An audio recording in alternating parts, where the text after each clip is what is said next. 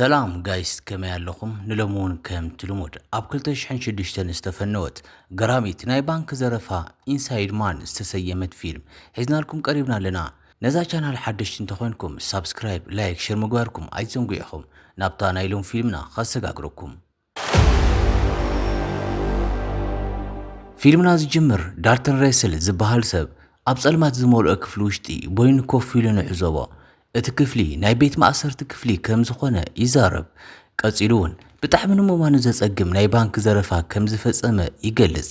ኣብ ኒውዮርክ ዝርከብ ማናተን ትረስት ባንኪ ናይ ቀለም ቀበእቲ ክዳን ብዝተኸደኑ ዘረፍቲ ይኽበብ። እቶም ኣብቲ ባንኪ ዝነበሩ ተዓገድቲ ሰባት ናብ ሓደ እንዳኣከቦም ከለዉ ሓደ ፖሊስ ከም ኣጋጣሚ ኣብቲ ባንኪ ውሽጢ ስለ ዝነበረ ነቲ ኩነታት ይዕዘብ። ቀፂሉ እውን ነቶም ኣባላቱ ብዛዕባ እቲ ዘረፋ ይሕብሮም። መርማሪ ኬት ፍሬዘርን መርማሪ ሚሸልን ብዛዕባ እቲ ናይ ባንኪ ዘረፋ ሓበሬታ ይበጽሖም። ምስቶም ዘረፍቲ ወኪል ኮይኖም ንኽደራደሩ ድማ ይሕተቱ። ናብቲ ገበን ዝፍጸመሉ ዘሎ ምስ በጽሑ ድማ ፖሊሳት ንውሽጡ ንኸኣትዩ ሓይሎም እንዳጠናኸሩ ከም ዝኾኑ ሓድሽ ሓበሬታ ይሰምዑ። ብኻልእ መሬትና ድማ እቶም ዘረፍቲ ነቶም ተዓገቲ ናብቲ ዋና ኣዳራሽ ንኽእከቡ ይእዝዝዎም። ቀፂሎም ቁልፎምን ሞባይሎምን ይእክብዎን። ሓደ ናይቲ ባንክ ሰራሕተኛ ድማ ሞባይሉ ንምሕባእ ይፍትን። ሞባይሉ ድማ ኣብ ገዝኡ ከም ዝገደፋ ይዛረብ። ኮይኑ ግን እቲ ናይቶም ዘረፍቲ መራሒኦም ድማ ይሽውዶም ከም ዘሎ ስለ ዝፈለጠ ነቶም ካልኦት ተዓገቲ እውን ትምህርቲ ምእንታን ክኾኖም ኣብ ቅድሚቶም ተዓገቲ ይቕጡጦ። ቀፂሉ እውን ንኹሎም ነቶም ተዓገቲ ክዳን ቀይሮም ልክዕ ከም ናቶም ዓይነት ክዳን ክኽደኑ ከም ዘለዎም የገድድዎም። እዚ ከምዚ ኢሉ እንዳሃለ ሓደ ሕሙም ሽማግለ ይረኽቡ እሞ ካብቲ ባንኪ ኣውፂኦም ንደገ ይልኽዎ። ምስኡ ድማ ፖሊስ ከይቐርብ ዝብል መልእኽቲ ዝሓዘ ጽሑፍ ኣትሒዞም ይልኽዎ። ናይቲ ባንኪ ስራሕ መካየዲ ዝኾነ ኣርተር ኬዝ ድማ ንማዳሊን ዋይት ዝተባሃለት ፊክሰር ይጽዋዕ። ብዛዕባ ኣብቲ ባንኪ ዝካየድ ዘሎ ዘረፋ እውን የብረህረላ። ብዛዕባ ኣብቲ ባንኪ ዘሎ ናይ ሓለዋ ሳንዱቕ ይነግራ። ቀፂሉ ብዝኾነ ይኹን መስዋእቲ ክሕለ ከም ዘለዎ ይዛረባ። ኮይኑ ግን ኣብቲ ውሽጢ ሳንዱቕ ዘሎ ነገር ኣይገለጸላን። ፖሊስ ግን መርመሩኡ ቀፂሉ እዩ። ነቶም ዘረፍቲ እውን ቴሌፎን ክድውልሎም ይፍትኑ። ኮይኑ ግን ማንም ነቲ ጻውዒ ዘልዕሎ ሰብ የለን። ካብቶም ናይ ድሕነት ካሜራ እውን ዝረብሕ ነገር ኣይረኸቡን። ምክንያቱ ድማ እቶም ዘረፍቲ ነቶም ካሜራታት ኣጥፊኦሞም እዮም። ድሕሪ ዝተወሰነ ጻንሒት ድማ እቶም ዘረፍቲ ንሓደ ተዓጋቲ ናብ ደገ ይልኽዎ። ምስቲ ሰብኣይ ድማ ካልእ መልእኽቲ ይልኹ። እቲ ጽሑፍ ድማ ኣብቲ 9 ሰዓታት ውሽጢ ክልተ ኣውቶቡሳትን ሓንቲ ጄት ኣውሮፕላንን ንኸዳልውሎም ይሓትዎም። ተዘይኮይኑ ግን ኣብ ልዕሊቶም ተዓገቲ ንዝበጽሕ ጉድኣት ተሓተቲ ንሳቶም ከም ዝኾኑ ይገልጽሎም። ፖሊስ ብዛዕባ እቲ ጉዳይ እንትመያየጡ ኣርተር ይረኽቦም። ቀፂሉ ናይቶም ዘረፍቲ ድሌት ንምምላእ ሓገዝ ይህብ። ኮይኑ ግን ኬት እምቢ ይብል። ብዙሕ ከይጸንሐ ድማ ፖሊስ ካብቶም ዘረፍቲ ሓዱሽ ሓበሬታ ይበጽሖ እሞ እቲ ጽሑፍ ነቶም ተዓገቲ ምግቢ ንኸዳልውሎም ዝሓትት ነበረ። ፖሊስ ድማ ነዚ ኣጋጣሚ ተጠቒሙ ኣብቲ ምግቢ ናይ ድምፂ መቕድሒ መሳርሒ ገጢሙ ይልእኽ።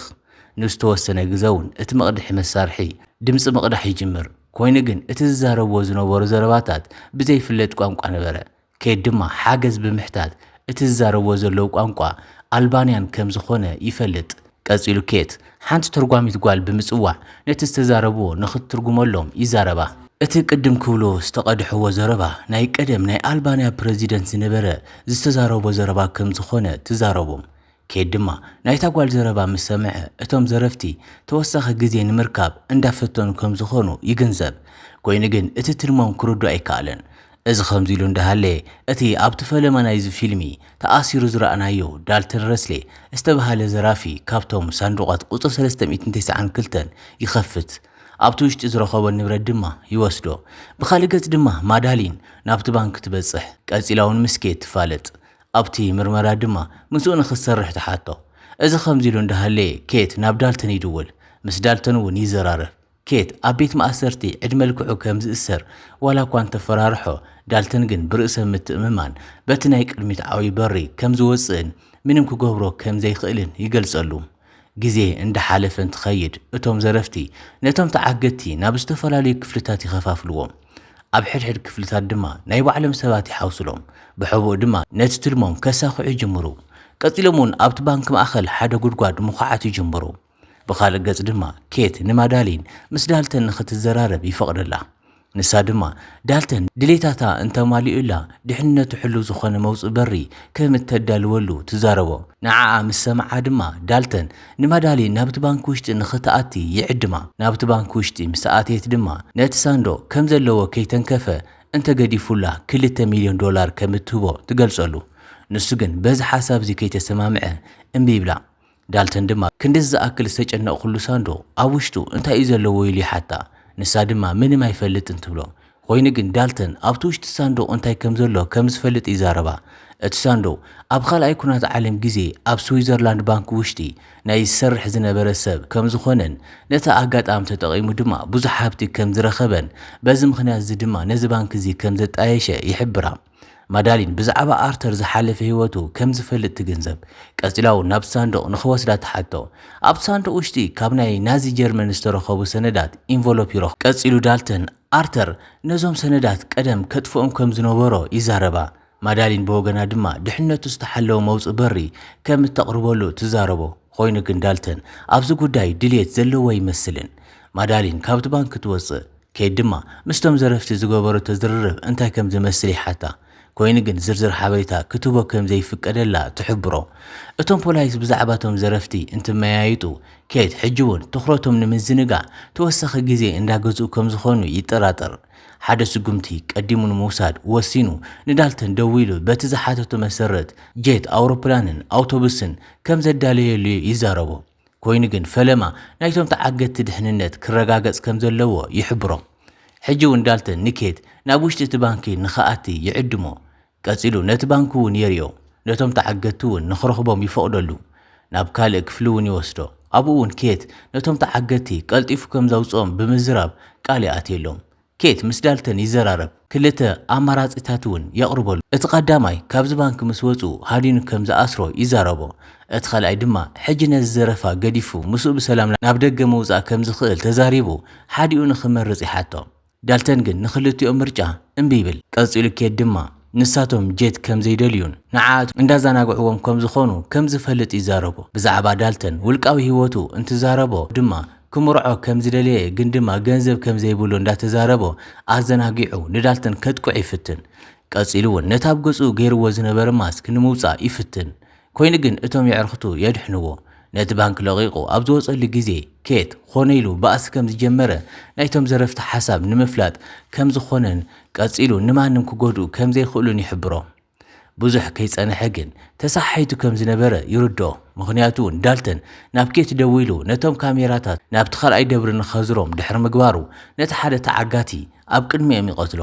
ኬት ብጣዕሚ ይሓርቕ ቀፂሉ እውን እንዳጎየ ናብቲ ባንኪ ይምርሕ ኣብኡ ዳልተን ናይ ዝሞት ተሓታቲ ባዕሉ ኬት ከም ዝኾነ ይዛረቦ ቀፂሉ ነቲ ዝሓተቶ እንተደኣ ዘየማሊኦምሉ ገና ካልኦት ተዓገድቲ እውን ከም ዝቐትል ይዛረቦ እቲ መራሒ ናይ ኬት እውን ቅትለት ናይ ተዓጋቲ ምስ ሰምዐ ናብቲ ባንኪ ብምምጻእ ብናቱ ስሕተት ከም ዝኾነ ይሕብሮ ካብቲ ጉዳይ ንኸርሕቑ እውን ይገብሮ እቲ ዝተረፈ ጉጅለ ግን ስርሑ ይቕጽል እቶም ናይ ፖሊስ ጉጅለ ነቲ ባንኪ ይኸብዎ ቀፂሎም መሳሪሖም ኣዳልዮም ይጽበዩ እዚ ከምዚ ኢሉ እንዳሃለየ ኬት እቶም ዘረፍቲ ኣብ ጸልማት ክቕመጡ ከም ዘይኽእሉን ነቲ ቐጻሊ ናይ ፖሊስ ዕላማ እውን ክፈልጡ ከም ዝኽእሉ ይጠራጠር ናብቲ ቤት ጽሕፈት ተመሊሱ ነቲ ቅድም ክብል ዝለኣኽዎ መልእኽቲ ይፍትሾ ንሳቶም ድማ ኣብቲ ዝለኣኽዎ መልእኽቲ ድምፂ መቕድሕ መሳርሒ ከም ዝገጠሙን ሕድሕድ ውሳነኦም ከም ዝፈልጡን ይርዳእ ቀልጢፉ ኬት ድማ ነቶም ናይ ፖሊስ ጉጅለ ናብቲ ባንኪ ንኸይኣትዩ ይእዝዞ ኮይኑ ግን እቶም ናይ ፖሊስ ጉጅለ ነቲ ናይ ኬት ትእዛዝ ንጎድኒ ገዲፎም ናብ ውሽጢ ኣትዩ ነቲ መጥቃዕቲ ዝፈልጡ እቶም ዘረፍቲ ድማ ዝዕፍን ትኪ ብምልኣኽ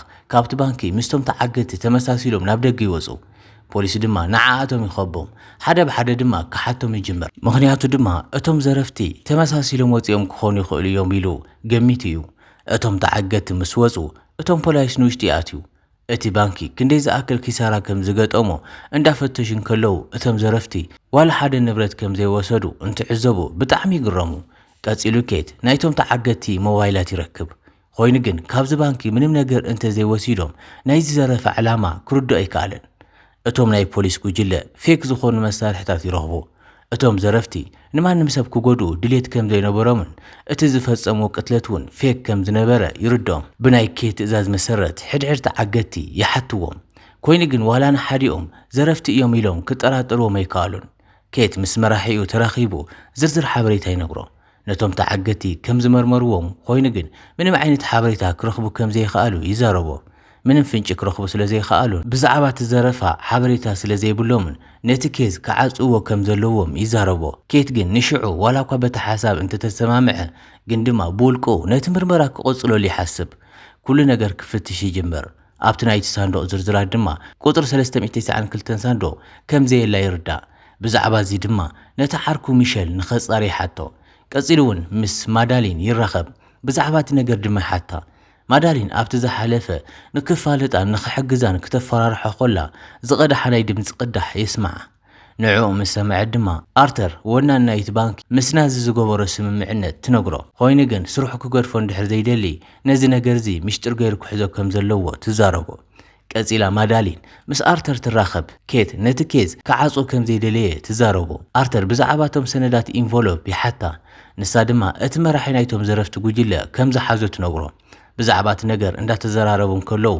እቶም ዘረፍቲ ካብቲ ባንኪ ምንም ዓይነት ንብረት ከም ዘይወሰዱ ትዛረቦ ኮይኑ ግን ኣብቲ ሳንዱቕ ውሽጢ ዘሎ ነገር ካብ ገንዘብ ንላዕሊ ዋጋ ከም ዘለዎ ኣይጠራጠርን ትብል ድሕሪ ንእሽተይ ዝርርብ ኣርተር ኣብቲ ውሽጢ ሳንዱቕ ዘሎ ነገር ኣልማዛትን ክባር ቀለበትን ከም ዘለዎ ይዛረባ ቀጺሉ ድማ ንማዳሊን ነቲ ምሽትር ንኽትዕቅቦ የጠንቅቓ ዳልተን ቀጺሉ ሕጃ ቤት ማእሰርቲ ከም ዘሎ እዩ ዝመስለና ኮይኑ ግን እቶም ዘረፍቲ ጉጅለ ኣብቲ ናይ ዘረፋ እዋን ኣብቲ ባንክ ውሽጢ ፌክ መንደቕ ሰሪሖም ኣብኡ ተሓቢኡ ከም ዘሎን ኣብ ቤት ማእሰርቲ ከም ዘይኮነን ንረዳእ እቲ ሰረቆ ኣልማዝ ብምውፃእ ይርዮ እቲ ናይ ስርቂ ወረታት ምስ ጠፍአ ድማ ድሕሪ ሰሙን ካብቲ ዝተሓብኦ ይወፅእ እቶም ካልኦት ኣባላቱ ግን ምስቶም ተዓገቲ ተሓዊ ከም ዝወፁ ግን ድማ ማንም ክፈልጦም ከም ዘይከኣለ ይዛረብ ኣብዚ ሕጂ ሰዓት እቶም ኣባላቱ ንዕኡ ንምውሳድ ኣብ ደገ እንዳተጸበይዎ እዮም ኬትን ሚሸልን ድማ ናብቲ ባንኪ ይኣትዩ እቶም ናይ ዳልተን ኣባላት ድማ ንዳልተን ይሕብርዎ ኮይኑ ግን ዳልተን ብሰላም ከም ዝወፅእ የረጋግጸሎም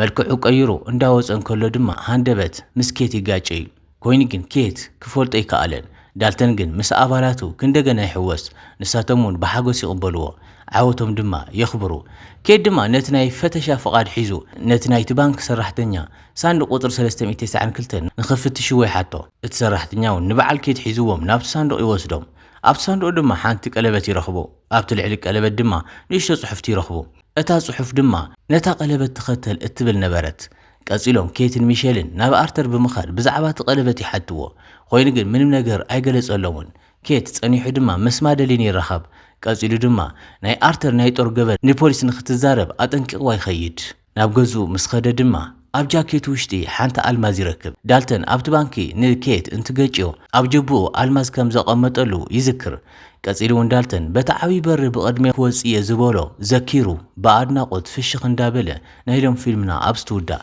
እምበኣር ኩራት ተኸታተልትና ንሎም ዛዳለናልኩም ፊልም ነዚኣ ትመስል ነይራ ክሳብ ብኻሊእ ፊልም ረኸብ ሰናይ ቀን